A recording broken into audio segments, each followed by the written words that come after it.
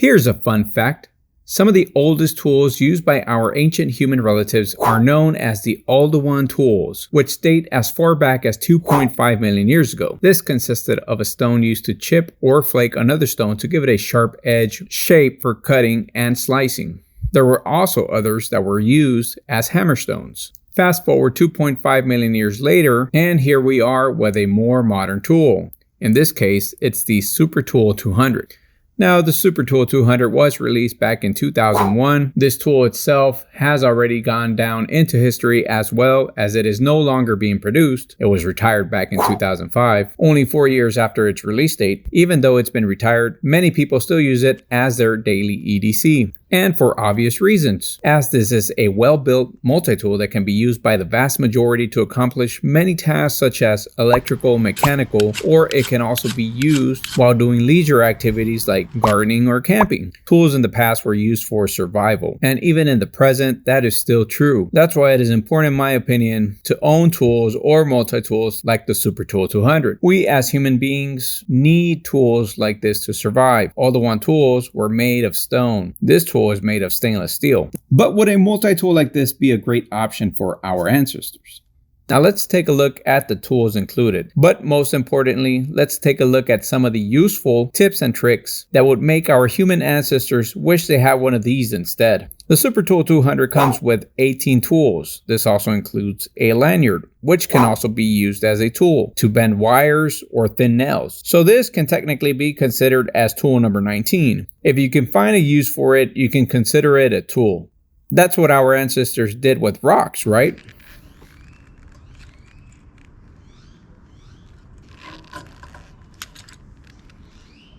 The first tool we're looking at is the needle nose pliers. Now this includes some needle nose pliers for those small screws or wires that may be a little hard to grab with your fingers. But these can also be used to grab, for example, a nail if you're trying to hammer one in and you don't want to hold it with your fingers. You can also use the pliers to push the nail into the wood and then hammer it in. You can also use them to grab something that may be hot. This way you avoid burning yourself. In the case of our ancestors, this could have been used for splinters or even to twist off thorn branches. Now you also have your regular pliers right below to grab some screws or bolts as well. But they can even be used to grip a piece of wood, for example, or anything in general that you're getting ready to strike with a hammer, or something that you're getting ready to cut or slice and maybe you don't have some gloves to protect your hands. This can be used to grab that object safely. Similar case like the needle nose pliers. I'm sure our ancestors would have appreciated those pliers to use to hold down a wooden stick in order to sharpen it without running the risk of injury. Right below the regular pliers, you have your wire cutters, which can come in handy not just to cut wires, but even to cut some small twigs, especially if these may have some thorns or something that is preventing you from just breaking them off with your hands. You just want to make sure they're not too thick. Otherwise, it'll give you a hard time to cut them off. And right below that, you have your hard wire cutters, which I would mainly just use to cut wires. On the bottom part of the pliers, you have your electrical crimpers, which are always of good use, especially if you work with electrical wires and you find yourself often crimping. Next, you have your wire strippers, which may not be the ideal ones if you're an electrician, but when you don't have anything else on hand, these will work just fine.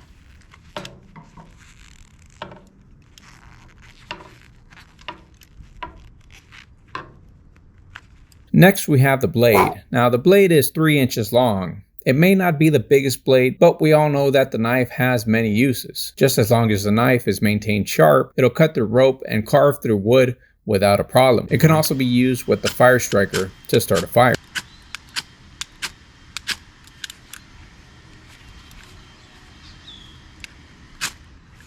Next, we have the serrated knife. Some people believe that maybe the serrated knife should not be included in some multi-tools, but in my opinion, it's a good addition as the serrated blade comes in handy to cut rope or branches as well. I believe that sometimes it is a better choice over the regular knife, to be honest. Plus, it's always better to have 2 knives instead of 1. Now, obviously the serrated knife will not cut through thick branches the way the saw does, but it could definitely cut through smaller branches, like if it were a saw.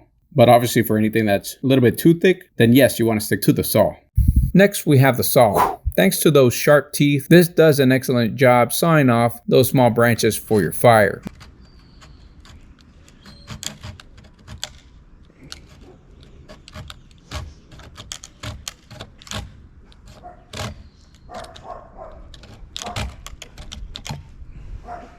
The saw also measures 3 inches. This also works really well with the fire striker to start a fire. And just like the serrated knife and the regular blade, you can use the saw to cut through many things. So that is definitely a tool that our ancestors would have loved to have on hand. The awl may be one of the least used tools in my opinion, but this has huge potential. This is actually a small awl as it measures about 1 inch. However, thanks to its thickness, this can be used to puncture a hole through some timber. For example, if you're having a hard time holding a nail in place in a vertical position, you can puncture a hole first, then insert the nail so it can hold in place much better.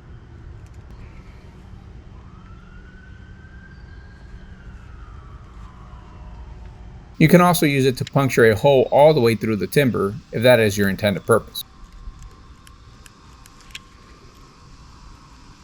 Now, given that the awl is only about 1 inch long, the trick to actually make a perforation through the timber of anything that's bigger than 1 inch, which is the size of the awl, well, you have to make sure you perforate it through both of the sides. You just want to make sure those holes are aligned. It'll take a little bit of time, but it is doable. And as always, when trying to puncture the timber, you want to be wearing some gloves to minimize the risk of hurting yourself in case of a slip-up. Better safe than sorry.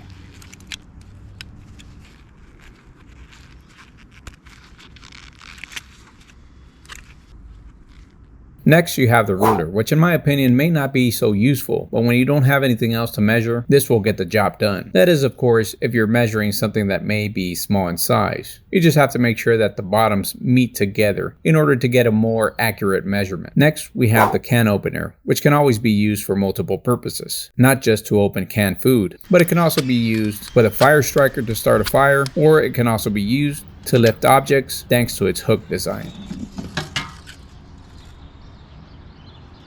Next, you have the bottle opener, which also has other uses aside from opening bottles. This can also be used to open paint cans as an example.